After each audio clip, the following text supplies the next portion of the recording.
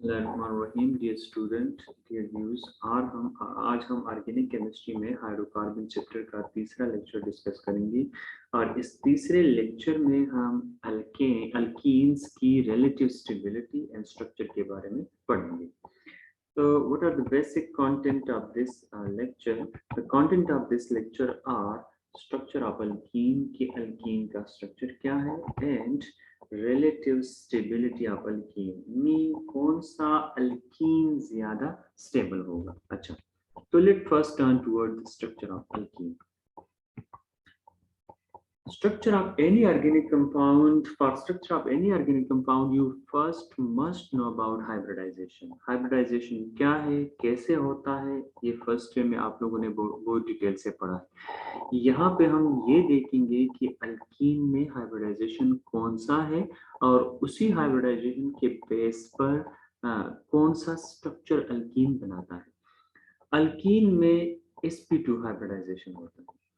देखिए, ये जहन में याद रखिए कि जब भी carbon to carbon double bond हो ऑर्गेनिक केमिस्ट्री में, हाइड्रोकार्बन में, वहां पे हाइब्रिडाइजेशन कौन सा होगा, sp2। लेकिन ये लाजिमी नहीं है कि हमेशा sp2 में डबल बॉन्ड बनेगा। इनऑर्गेनिक में बहुत से मॉलिक्यूल ऐसे हैं जहां हाइब्रिडाइजेशन sp2 है लेकिन बॉन्ड डबल नहीं बन जाता। अच्छा, लेकिन कार्बन अगर डबल बॉन्ड बनाता है तो यहाँ पे ये मस्ट है कि हाइब्रिडाइजेशन क्या होगा। अगर एक डबल बॉन्ड बनाता है, अगर दो डबल बॉन्ड बनाता है तो फिर भी किस्सा थोड़ा सा चेंज हो जाता है। अभी जहन में ये रखे कि अगर कार्बन ने दूसरे कार्बन के साथ सिंगल डबल बॉन्ड बनाया है, एक डबल बॉन्ड बनाया है, तो हाइब्रिडाइजेशन कौन सा होगा, sp2 हाइब्रिडाइजेशन। अच्छा, As the name indicate, sp2 एक s और दो p ऑर्बिटल आपस में मिक्स हो जाते हैं। एक s दो p कितने हो गए, तीन। इसका मतलब है जितने मिक्स हो जाते हैं उतने हाइब्रिड बनेंगे। तीन मिक्स हो गए, तीन हाइब्रिड बनेंगे। p ऑर्बिटल के ओरिएंटेशन कितने होते हैं, तीन, px py pz। Out of this three orientation only two are mix with s orbital. सिर्फ s ऑर्बिटल के साथ दो मिक्स हो जाते हैं, एक अनहाइब्रिडाइज रह जाता है। Look at the structure. ये एक s और दो p ऑर्बिटल आपस में मिक्स होके तीन हाइब्रिड ऑर्बिटल बन गए। तो this is one hybrid orbital, this is second hybrid orbital, this is third hybrid orbital. इसी तरह ये एक कार्बन, दूसरा कार्बन है, इसका ये एक हाइब्रिड, ये दूसरा हाइब्रिड, ये तीसरा hybrid. What about this orbital, ये जो आपको ऑर्बिटल नजर आ रहा है जिसके अंदर ये p लिखा है, this is the unhybridised orbital. ये वो ऑर्बिटल है जिसने अभी तक हाइब्रिडाइजेशन में हिस्सा नहीं लिया है। अच्छा, तो ये कार्बन अपना हाइब्रिड ऑर्बिटल हाइड्रोजन के साथ ओवरलैप करके sp2s ओवरलैपिंग, क्योंकि हाइड्रोजन का कौन सा ऑर्बिटल है, s। इसी तरह ये भी sp2s ओवरलैपिंग। लेकिन व्हाट अबाउट दिस ओवरलैपिंग, इस कार्बन का ये कौन सा ऑर्बिटल है, sp2। इस कार्बन का दिस इज sp2, तो this is called sp2 linear overlapping. अच्छा, the same case here for the hydrogen, ये carbon sp2s overlapping, sp2s overlapping। now what about this p orbital, ये p orbital side wise overlap करके pi bond बना देगा, pair parallel overlap करके pi bond बना देगा। तभी हम कहते हैं कि pi bond is weaker than sigma bond, क्योंकि सिग्मा बॉन्ड में the electron are tightly bonded between the nuclei of two atom. देखो ये दो एटम है, इन दोनों एटमों के दरमियान electron are tightly bonded, so that's why we are called कि sigma bond is more stronger than pi bond. Now look at the pi bond, the electron are above or below the bond axis, and electrophile, electron seeking group। electrophile mean ऐसा atom जिसको electron चाहिए, वो इस pi bond पर आसानी से attack कर सकता है, क्योंकि ये इलेक्ट्रॉन या तो बॉन्ड एक्सिस से ऊपर या नीचे होते हैं, तो इस वजह से ये टाइटली बॉन्ड नहीं होते। अच्छा, इस ओवरलैपिंग की वजह से विच स्ट्रक्चर इज फॉर्म, ये आपके पास डबल बॉन्ड बन जाता है। Now look at double bond. यहाँ पे हाइब्रिड ऑर्बिटल के दरमियान एंगल कितना होता है, 120 डिग्री या 121। लेकिन ये नोट करके ये आपके एमसीक्यूज में आ सकता है कि ये एंगल इंक्रीज या डिक्रीज हो सकता है, yes, depend upon this group. यहाँ पे मैंने H अटैच किया है, अगर H की जगह पे यहाँ पे CH3 अटैच होता इथाइल, मिथाइल, पेंटाइल या कोई बड़ा ग्रुप अटैच हो जाता है तो इस एंगल में इंक्रीज और डिक्रीज। तो ये नोट कर दे कि अगर सब्स्टिट्यूएंट ब्रांच डबल बॉन्ड के साथ छोटा हो या बड़ा हो, इससे एंगल फ्लक्चुएट कर सकता है। Carbon to carbon double bond is 1339.9 picometer while 108.7 picometer of carbon and hydrogen. Important, what is the summary of the structure of alkene? This is the summary. Triangular planar, all these three hybrid orbital will be in one plane. ये note कर दे। अच्छा, hybrid orbital एक plane में होंगे, लेकिन unhybridised कौन कैसा होगा? Perpendicular to the hybrid orbital. जैसे लेट सपोज ये तीन एक प्लेन में है और आप इसके बीच में ऐसे उंगली रखे, तो this is perpendicular. What should be the angle with hybrid orbital? The angle with hybrid orbital will 120, but unhybridized के साथ एंगल क्या होगा? 90 डिग्री। ये आपने याद रखना होगा। अच्छा, all the hybrid orbital are coplanar. Coplanar means एक प्लेनर में। तो ये नोट कर दे कि जब भी sp2 हाइब्रिडाइजेशन होगा स्ट्रक्चर ट्रायंगुलर बनेगा, लेकिन तमाम हाइब्रिड ऑर्बिटल एक प्लेन में होंगे, एंगल 120 होगा, हाइब्रिड इसका परपेंडिकुलर होगा। Now let's toward the relative stability of alkene. Stability of alkene can be influenced by three factors. Number one, degree of substitution. Degree of substitution का क्या मतलब है कि डबल बॉन्ड के साथ कितने सब्स्टिट्यूएंट अटैच है।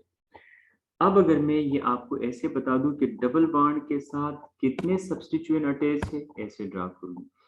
देखो ये आपके पास डबल बॉन्ड है, look at this double bond. अगर यहाँ पे मैं डबल बॉन्ड के साथ 10 हाइड्रोजन लिखूं तो इट मीन दैट ये डबल बॉन्ड ऐसा डबल बॉन्ड है जिसके साथ कोई भी ब्रांच अटैच नहीं है।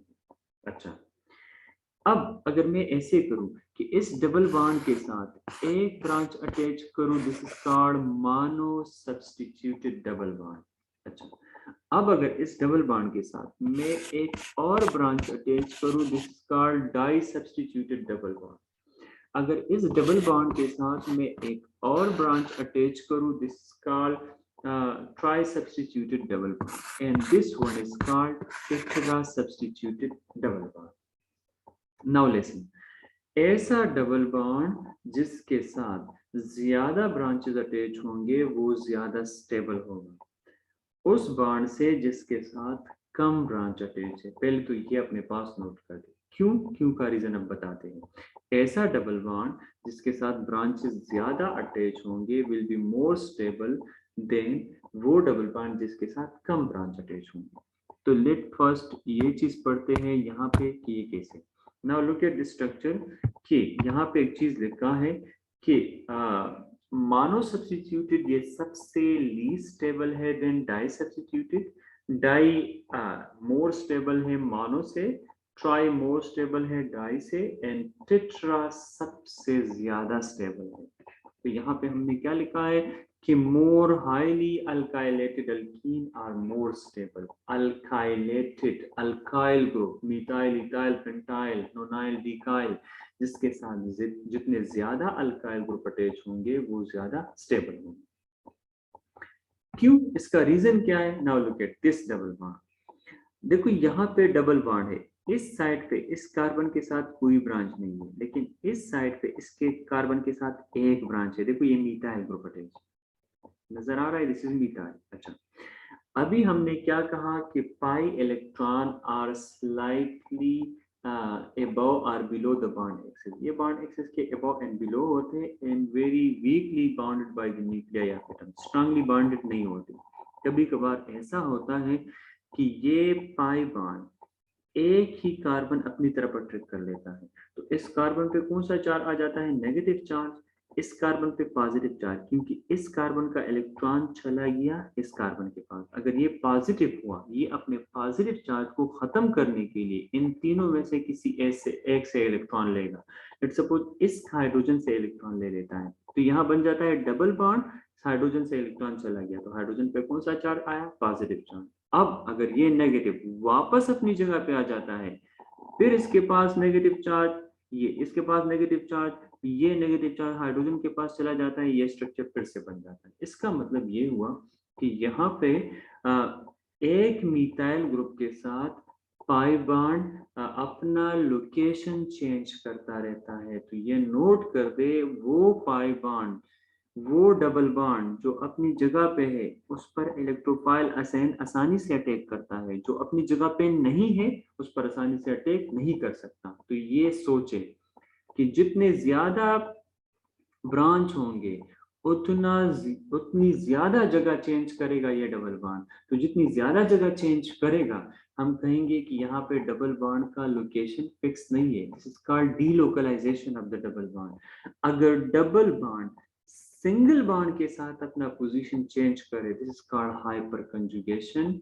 No bond conjugation, sigma pi conjugation भी कहलाता है। अच्छा देखो, double bond clinch by one carbon, इस कार्बन पे पॉजिटिव चार्ज आया, कार्बन अपना पॉजिटिव चार्ज खत्म करने के लिए इन तीनों में से एक से इलेक्ट्रॉन लेगा। तो इलेक्ट्रॉन अगर अपनी तरफ खींचेगा तो यहाँ डबल बॉन्ड बनेगा, डबल बॉन्ड बना, हाइड्रोजन पे आया पॉजिटिव चार्ज। अगर ये नेगेटिव वापस इधर आ जाए जहां से गया था, वहां डबल बॉन्ड बने, तो देखो इस कार्बन के तो बॉन्ड हो गए 5। कैसे कि यहाँ डबल बना, ये भी डबल, 4 और एक hydrogen 5।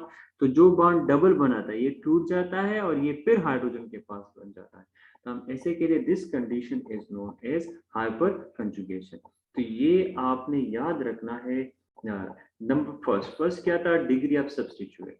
Degree of substituent mean जितने ज्यादा ब्रांच होंगे उतने ज्यादा स्टेबल होंगे। ज्यादा ब्रांच होने की वजह से स्टेबिलिटी कैसे आ जाती है, तो ऐसे आ जाती है कि यहाँ पे हाइपर कंजुगेशन आ जाता है। अच्छा दूसरी बात, जितने ज्यादा ब्रांचेस होंगे, लेट सपोज ये डबल बॉन्ड है, इस डबल बॉन्ड के दोनों साइड पे इधर भी मिथाइल ग्रुप, इधर भी मिथाइल ग्रुप, यहाँ मिथाइल ग्रुप, यहाँ भी मिथाइल ग्रुप, कोई भी इलेक्ट्रोफाइल इलेक्ट्रॉन सीकिंग एजेंट इस डबल बॉन्ड पे अटैक नहीं कर सकता। It mean that steric hindrance is called. अगर मैं ये ऐसे ड्रा करूं, ये देखो ये डबल बॉन्ड है, यहाँ पे मिथाइल मिथाइल, तीनों साइड पे आपके पास मिथाइल ग्रुप अटैच है।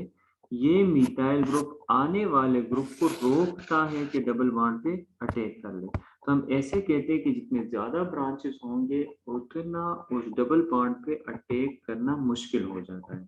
तो ये आपने याद रखना होगा। 3 फैक्टर कौन से होंगे, ज्यादा branches, more stable, number first. Number 2, more hyperconjugation, more stable. Number 3, steric hindrance होगा, आने वाले ग्रुप के लिए अटैक नहीं कर सकता, इस वजह से मोर स्टेबल होगा।